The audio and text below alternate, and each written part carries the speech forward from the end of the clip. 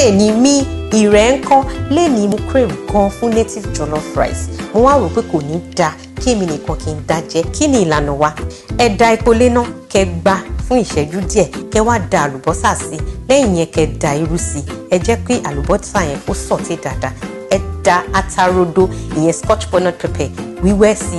lẹ́yìn yẹn ẹ wá da edé funfun sí àti ata lílọ̀ kẹ́ wá da ẹja kíká wá sí àti edé pupa lẹ́yìn yẹn kẹ́ bẹ̀ lè fi adùn ọbẹ̀ àti ìsebẹ̀ sí lẹ́yìn tẹ́ bá ti fi adùn ọbẹ̀ àti ìsebẹ̀ sí tán kẹ́ wá da ìrẹsì wá sí kẹ́ yí papọ̀ dáadáa kẹ́ wá da omi sí lẹ́yìn yẹn kẹ́ wá cover fún like 15 to 20 minutes wow lẹ́yìn 15 minutes tí mo ṣí báyìí mo ya add onion sí àti efinmi mo wá cover fún bíi like 15 seconds lẹ́yìn yẹn rice yìí ó sẹ́ńgẹ́ mẹ́ǹgẹ́ try it and